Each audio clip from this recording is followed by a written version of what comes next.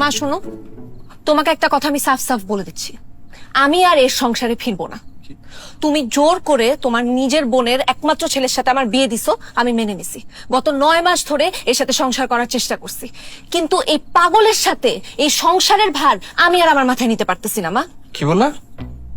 তুমি আমার ভার তোমার মাথায় নিতে পারছো না মানে? আমি মাথায় তোমার কবে বসলাম যে তুমি আমার ভার তুমি মাথায় নিতে পারছো না? এটা কোন ধরনের কথা? দেখছো মা, দেখছো কোন কথার কোন অর্থ? আর তুমি বলো যে ও সুস্থ না। দেখো নিতু, তুমি কিন্তু এভাবে আমার সাথে কথা বলতে পারো না। তুমি জানো যে আমি এতিম, আমার এই জীবনে আর কেউ নাই। এগুলা বলে কোনো লাভ নাই, এসব ব্ল্যাকমেল আর কোনো কাজে দিবে না। আমি তোমাকে কোনো ব্ল্যাকমেল করছি না, আমি যেটা বলছি সেটা ফ্যাক্ট। আমি আমার অনুভূতি প্রকাশ করছি। আমার বাবা মা মারা গেছে 20টা বছর হয়ে গেছে, আছে মাত্র একটা বোন, সে থাকে আমেরিকাতে। সে চাচ্ছে আমি তার কাছে চলে যাই, কিন্তু আমি যাচ্ছি না। কেন? শুধুমাত্র তোমার জন্য, শুধুমাত্র তোমার কারণে আমি এই দেশটাতে পড়ে আছি।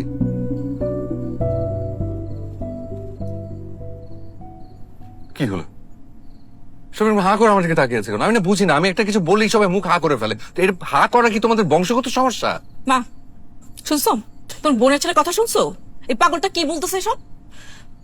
আচ্ছা রানা বাবা, তোর কি সমস্যা হয়েছে? হ্যাঁ, তুই এরকম উল্টাপাল্টা কথা কেন বলছিস? তুই বললি তোর বোন আমেরিকা থাকে, তোর কোন বোন আমেরিকায় থাকে? তোর তো কোনো ভাই বোনই নেই। আবার বললি যে 20 বছর ধরে তোর মা মারা গেছে। তোর মা মারা গেছে ঠিকই, কিন্তু 1.5 বছরও তো হয় নাই। আবার তুই বললি যে তোর বাবাও 20 বছর ধরে মারা গেছে। আরে সে তো গ্রামে থাকে, তাকে তুই মেরে ফেললি, মৃত বললি। সে কি? আরে তাই তো। আরে আমি তো একদম বেমালুম ভুলে বসে আছি। আচ্ছা হয়েছে কি খালা, ওই এখন মনে পড়লো যে এরা কেউ আমাকে পাতা দিচ্ছিল না, আমি একটা বই পড়ছিলাম। ওই বইয়ের কাহিনীর ভিতরে এতটা ঢুকে গেছি যে আমি বেরোই হতে পারিনি। আমি ভেবেছি এটা আমার কাহিনী। নিতুর মা শোনো, আমার ধারণা নিতু যে সিদ্ধান্ত নিয়েছে সেটা সঠিক। আমরা কেউ এই বিয়েতে রাজি ছিলাম না। তুমি একমাত্র তোমার এই বোনের মাথা মোটা ছেলের সাথে আমার সুন্দর মেয়েটার বিয়ে দিয়েছো। যা আবার হয়ে গেছে, আমি আবার নিতুর বিয়ে দেবো। কি বলেন? আবার শোনেন আব্বা, আপনার যদি বিয়ে নিয়ে এত শখ থাকে আপনি নিজে তাহলে বিয়ে করেন, আর নিজে যদি বিয়ে না করেন তাহলে মৃত আপাকে আবার বিয়ে দেন। আর তাও যদি আপনার বিয়ে খাবার শখ না মিটে তাহলে বংশে একে একে ধরে সবাইকে বিয়ে দিয়ে দেন। এই কি বলিস? এক থাপ্পড় মেরে তোর সব দাঁত ফেলে দেবো। হ্যাঁ মারলে মারবেন, কোনো সমস্যা নেই, কিন্তু আপনি আমার বউকে আবার বিয়ে দিবেন এটা কোন ধরনের কথা? আপনি কি ফাইজলামি পাইছেন? দেখে তো তোমার বোনের ছেলের কথা শুনেছো? হ্যাঁ, শ্বশুরের সঙ্গে কিভাবে কথা বলতে হয় বেয়াদব। তো আমি আপনার সাথে কিভাবে কথা বলবো? আপনি আমার বউয়ের আরেকবার বিয়ে দিবেন মানে? আমি কি আপনার সাথে মধুর ভাষায় কথা বলবো? আমার বই যদি না থাকে এরকম তাল গাছের মতো শ্বশুর, আমি কি করবো? প্রশ্নই আসে না। ভাইজান, আমি আপনার লগে একেবারে একমত। আমি বাড়িতে লগো আছি। Thank you. ওয়েলকাম। খালা, আপনার একটা বিষয় তো আমি বুঝতেছি না। কি বুঝতেছি না? কই বুঝাই দেই। আপনি তো রানাকে খালু জান বলেন, হঠাৎ আজকে সেই তখন থেকে দেখতেছি ভাইজান বলতেছেন। সমস্যাটা কি? এটার পিছনে একটা ঘটনা আছে, কিন্তু সবার সামনে ওগা কন যায় তো না, আমার শরম লাগে।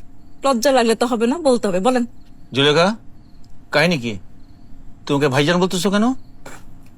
ভাইজান আমার আজকে নীল পরি করছে, আমি লক্কল পরির লাইন দেখ লাগে আমার মনে ভাইজান আমি একটা লাগা।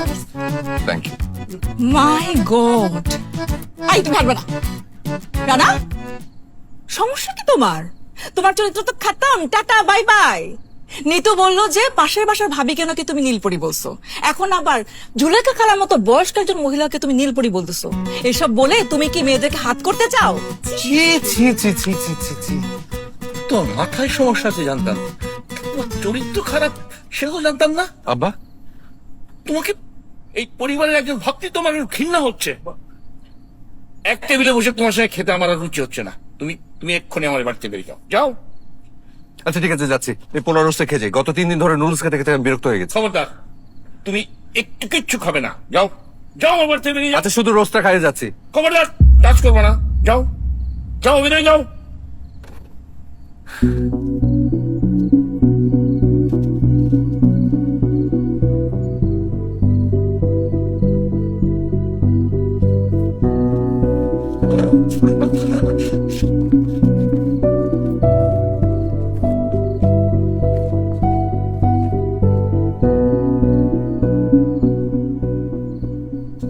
কি হলো?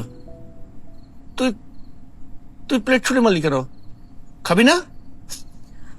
আমি এই খাবার খাবো না।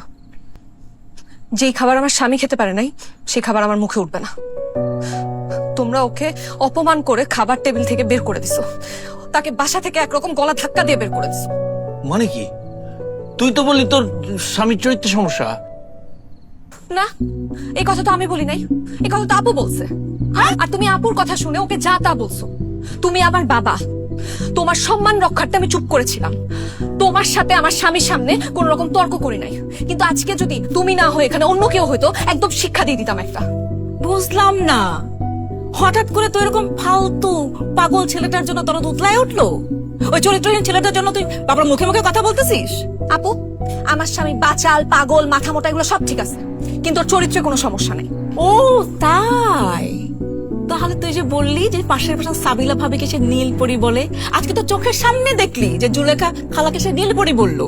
আমি এটাও শুনেছি যে অফিসের কলিগদেরকে তো সে সেম কথা বলে। কেন বলে? এর কোনো জবাব আছে? আমি জানি তো কোনো জবাব নাই, কারণ তুই নিজেও জানিস যে ওর চরিত্রের সমস্যা আছে। হ্যাঁ, ওর সমস্যা আছে, কিন্তু সেটা ওর চরিত্রে না, ওর মনে সমস্যা। ওর মনটা বাচ্চাদের মতো সহজ সরল। ও ভাবে পৃথিবীর সব মেয়েরাই সুন্দর, পৃথিবীতে নাকি কোনো অসুন্দর মেয়ে নাই। ওর কাছে পৃথিবীর সব মেয়েরা নীলপরি। ও তো কেটে বসে, তাই না? ও উল্টা পাল্টা একটা বুঝাই দিল আর তুই সেটা বুঝে গেলি। হ্যাঁ, বুঝে গেছি। এর কারণ আছে, কারণ ওর মাকেও মাঝে মাঝে নীলপরি বলে। জিজ্ঞেস করো, বিশ্বাস না হলে মাকে জিজ্ঞেস করো। এখন বলো, কি কারণে ও মাকে নীলপরি বলে? ওকে, ঠিক আছে, আমি মানলাম, সবকিছু মানলাম। তোর যদি তোর স্বামীর প্রতি এত টান, এত বিশ্বাস, এত ভালোবাসা, তাহলে তার সাথে ঝগড়া করিস কেন? তুই রানাকে সব বলতে পারিস, যা ইচ্ছা তাই বলতে পারবি, আর আমরা বললে দোষ হয়ে যায় না? অবশ্যই দোষ। আমি ওকে যা ইচ্ছা তা বলতে পারবো, আমি ওকে গালি দিব, মারবো, যা ইচ্ছা তা করবো, কারণ ও আমার স্বামী, এটা শুধু আমার অধিকার। তাই বলে অন্য কেউ ওকে একটা শরীরে টোকা দিবে, এটা তো আমি সহ্য করতে পারবো না, একবারে খুন করে ফেলবো। স্বামীর প্রতি যদি এত প্রেম, এত ভালোবাসা, এত বিশ্বাস, তাহলে মাঝে মাঝে ঝগড়া করে এখানে আসিস কেন? এসব কি নাটক? অবশ্যই। আরে নাটক করে আমি দুইটা কারণে। এক হইলো, ওইসব নাটক যদি না করি তাহলে ও লাই পেয়ে যাবে, ওর পাগলামি বাড়ায় দিবে, এই জন্য ওকে হালকা টাইট দেই। আর দুই হলো, ও যে মাঝে মাঝে আমাদের বাসায় আসে ভয়ে ভয়ে আমার রাত ভাঙাইতে, এটা আমার ভালো লাগে, আমি এই সুযোগের অপেক্ষায় থাকি। ওকে, স্বামী তোর, সমস্যা তোর, তোর ভালো মন্দ তুই ভালো বুঝবি, তোদের এইসবের মধ্যে আমি আর নাই। হ্যাঁ, আমিও চাই না তুমি থাকো আপু। তুমি আমার বড় বোন, তুমি বড় বোনের মতো থাকবা। তুমি আমাকে যেমনে ভালোবাসো, তুমি আমার স্বামীকেও ভালোবাসবা। আর ভালোবাসতে না পারলে নো প্রবলেম, কোনো সমস্যা নাই, কিন্তু তাই বলে তুমি ওকে অপমান করবা, সেটা তো আমি সহ্য করবো না। আমি বলে দিচ্ছি আপু, নেক্সট টাইম থেকে তুমি যদি ওর সাথে এমনি কথা বলো, এমনি অপমান করো, এটা কিন্তু খুব খারাপ হবে। দেখ নিতু, এখন কিন্তু তুই বেশি বেশি বলতেছিস। আমি তোর বড় বোন, তুই আমাকে যা ইচ্ছা ছোট করে অপমান করে সব কথা বলতে পারিস না। ও, আর তুমি আমার স্বামীকে অপমান করবা, খাবার টেবিল থেকে উঠাই দিবা, আমি মিষ্টি করে তোমার সাথে সম্মান দিয়ে কথা বলবো, প্রশ্নই আসে না। মানে তোরা দুই বোন একটু থামতো। দেখ, চাওয়ার হয়ে গেছে, এখন মাথা ঠান্ডা করে চল খেয়ে নি, তারপরে আলোচনা করি। না বাবা, যেই খাবার আমার স্বামী খেতে পারে নাই, সেই খাবার আমার মুখে উঠবে না। এই খাবার আমার জন্য হারাম। দেখ, তুই কিন্তু একটু বেশি বাড়াবাড়ি করতেছিস, উল্টাপাল্টা করতেছিস, বেয়াদবি করতেছিস, বাবা মার সামনে বেহায়ের মতো স্বামী স্বামী করতেছিস। হ্যাঁ, কারণ এরকম পাগল স্বামী সবার কপালে জুটে না। আমি ওকে বললেও হাসতে হাসতে আগুনে ঝাঁপ দিতে একটা বারও ভাববে না।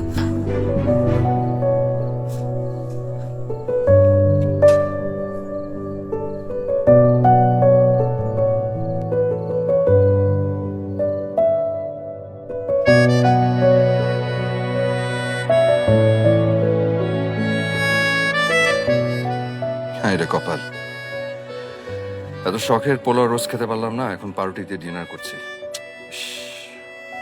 গ্যাস্ট্রিকের সমস্যাটা না থাকলে এখন হোটেলে গিয়ে পোলাও রোজ খেতে পারতাম।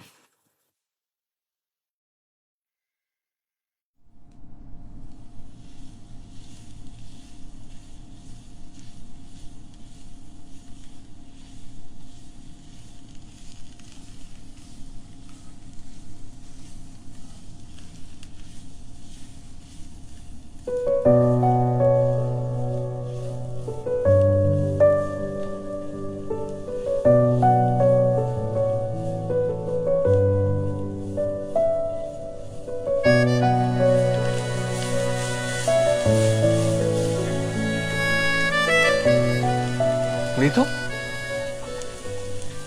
এই তো আর 10 মিনিট লাগবে। তুমি হাত মুখ ধুয়ে ডাইনিং টেবিলে বসো, আমি খাবার নিয়ে আসতেছি। যাও।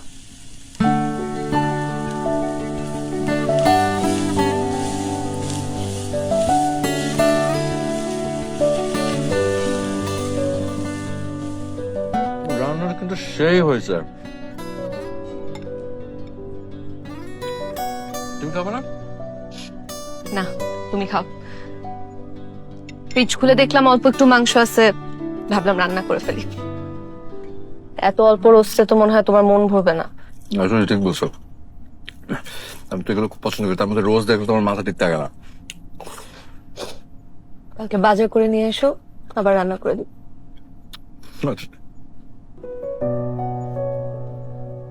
তুমি কাঁদতেছো কেন? স্বামী তৃপ্তি নিয়ে খাওয়ার দৃশ্য একজন স্ত্রীর জন্য কতটা সুখের তুমি বুঝবে না। খাও, আসো, তুমি খাও। আমি তো খাচ্ছি, আসো আমার হাতে খাও।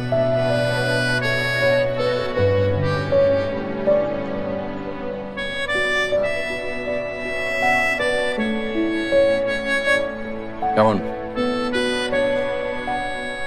দেখতে হবে তো কার বউয়ের রান্না। তুমি খাও। হুম, না, ঝোল দিব? না, ঝোল নিচে পরে দাও, বলো নেব পরে। কোন মুভি? আমরা লাগালে ভালো, হ্যাঁ, কিন্তু আমাকে ছাড়া দেখে ফেলছে কয়েকটা এপিসোড। সব শেষ। আমি এখান থেকে দেখবো না, কেন? এখান থেকে আমি দেখবো না, এখান থেকে আমি দেখতে যাবো কেন? আমি তো কিছুই বুঝবো না অর্ধেক থেকে। ডান্সটা দেখাচ্ছি। হ্যালো, আসসালামু আলাইকুম। কি কেমন চাল দিলাম? আমার মেয়ের রাগ বেশি তো, তাই তোমার খালার সাথে প্ল্যান করে তোমাকে খাবার টেবিলে অপমান করে বাড়ি থেকে বের করে দিলাম। যা দেখে আমার মেয়ের তোমার জন্য আবেগ জেগে উঠেছে, তাই তো সব ভুলে তোমার কাছে সে ছুটে গেছে। খবরদার পাগলা, উল্টাপাল্টা কিছু বলে আবার মেয়ের মাথা গরম করে দিস না। আপনি কে ভাই? আপনাকে তো ঠিক চিনতে পারলাম না। আর এই কাজগুলো কেন করেন? রাত বিরাতে মানুষকে ফোন দিয়ে আপনার কেন বিরক্ত করেন? এসব না করে একটু ঘুম দেন, ঘুমান। ওকে? পাগলের গোষ্ঠী পাগল। তুই কি কোনোদিন ভালো হবি না? না কে ফোন দিছে? কে আবার? এই পৃথিবীর একমাত্র শত্রু। বাবা, হুম। তোমাদের আচরণ দেখে কেউ বলবে তোমরা জামাই শ্বশুর আজব। আচ্ছা, এইবারের বিরহে তুমি আমাকে নিয়ে কি কবিতা লিখলা? শুনতে চাও? লিখেছে একটা কবিতার নাম তুমি যখন। তুমি যখন আমায় দেখে একটু হাসো, বলতে পারো কেন আমার স্বপ্নরা ছুটে বেড়ায় মেঘে মেঘে। তুমি যখন আমার চোখে চোখ রাখো, বলতে পারো কেন আমার হৃদয়ে কালবৈশাখীর ঝড় ওঠে। তুমি যখন মিষ্টি করে কথা বলো, বলতে পারো কেন আমার কানে রবি ঠাকুরের গান বাজে। তুমি যখন মেঘ কালো চুল খোপায় বাঁধো, বলতে পারো কেন আমি বাধা পড়ি সেই দুষ্টু খোপা।